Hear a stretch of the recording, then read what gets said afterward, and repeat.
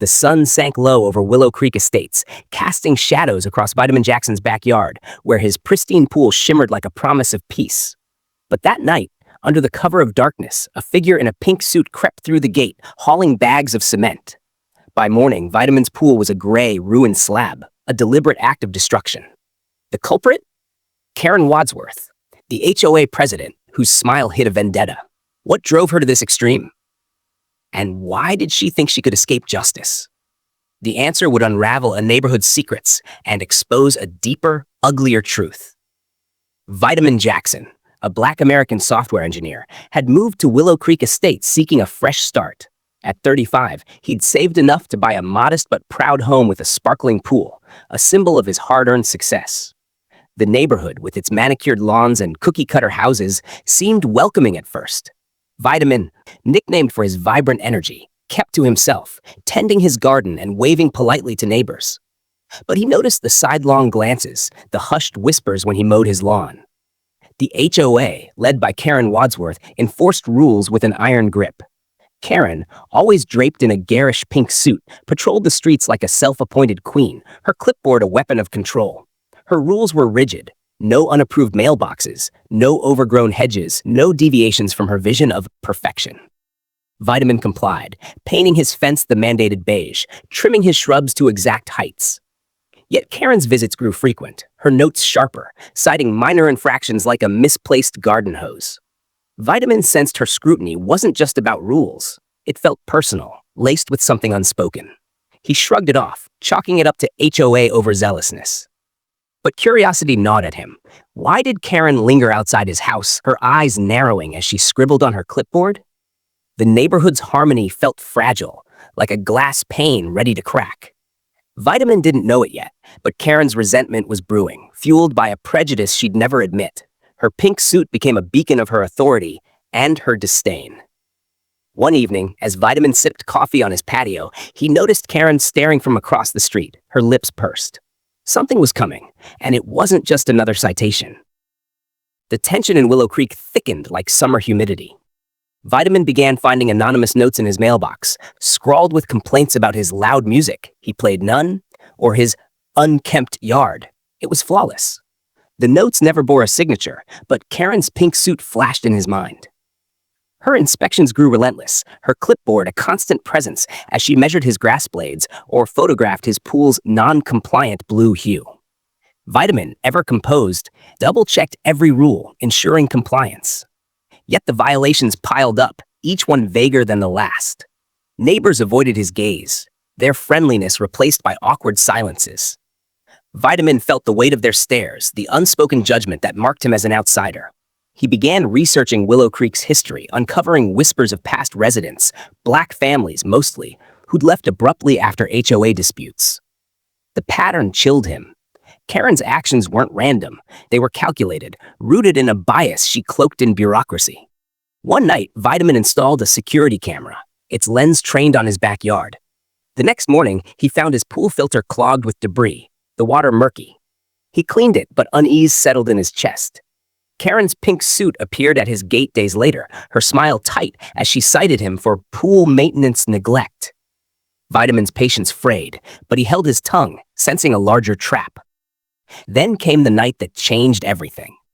Under a moonless sky, his camera caught a figure in pink, dragging heavy bags through his gate. Karen, her face twisted with determination, poured cement into his pool, the gray sludge swallowing his oasis. By dawn, the pool was a solid, ruined mass, a deliberate act of sabotage. Vitamin's heart sank, not just for the loss, but for what it meant. This wasn't about rules. It was about him, his presence, his skin. The neighborhood's silence spoke volumes. Some knew, but none spoke up. Vitamin reported the vandalism to the police, his footage clear as day. Karen's smug confidence faltered when officers arrived, her pink suit suddenly out of place against the flashing lights. The investigation revealed more. Karen's history of targeting minority homeowners, her rules a weapon to push them out. The cement wasn't just a prank. It was a felony, property destruction with intent. Vitamin's neighbors, once complicit in their silence, began to whisper, their loyalty to Karen crumbling as the truth spread. The confrontation came at the next HOA meeting, held in the community center's sterile glow. Vitamin stood before the packed room, his security footage loaded on a laptop. Karen, in her signature pink suit, sat at the head table, her gavel idle, her face a mask of defiance. The air was electric, neighbors shifting uncomfortably as Vitamin pressed play. The screen showed Karen's nighttime crime, her silhouette unmistakable as she dumped cement into his pool. Gasps rippled through the crowd. Karen's composure cracked, her hands trembling as she tried to interrupt, claiming it was a mistake. But the evidence was undeniable, her prejudice laid bare. The room turned on her, murmurs of outrage replacing their usual deference. Vitamin remained silent, letting the footage speak. Police officers waiting in the back stepped forward, their presence a quiet thunder. Karen's pink suit seemed to shrink as they read her rights, felony vandalism, with charges of discriminatory intent pending. The gavel fell from her hand, clattering on the table. Vitamin's heart pounded, not with triumph, but with the weight of exposing a truth the neighborhood had ignored. Karen's actions weren't just about him. They were a symptom of a deeper rot, a community complicit in its silence. As she was led away, her eyes met Vitamin's, not with remorse but with a flicker of resentment. The room emptied in stunned silence, neighbors avoiding Vitamin's gaze, their guilt palpable. The pool, now a gray tomb, was more than a loss. It was a symbol of the fight he hadn't chosen but couldn't avoid. Weeks later, Willow Creek was quieter. The HOA board dissolved pending new elections. Vitamin's pool remained a concrete scar, a reminder of the cost of standing out.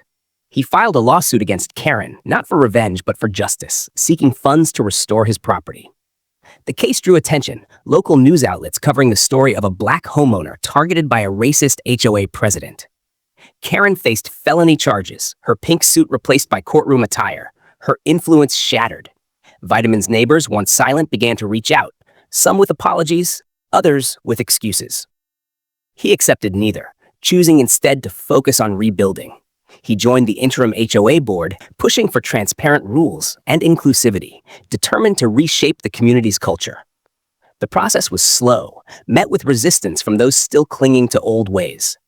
But Vitamin's resolve, like his nickname, was vibrant, unyielding.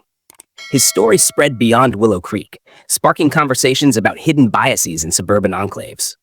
The cement in his pool became a metaphor, a hardened barrier that, once broken, revealed the truth beneath. Vitamin didn't see himself as a hero, only a man who wanted to live without fear. As he stood by his ruined pool, he wondered, how many others faced silent wars in their neighborhoods, their dreams buried under the weight of prejudice? The question lingered, unanswered, urging others to look closer at their own communities. What does it take to break the silence, to challenge the Karens who hide behind rules? The answer lies in the courage to speak, to act, to demand better. Not just for one pool, but for every home where difference is met with destruction.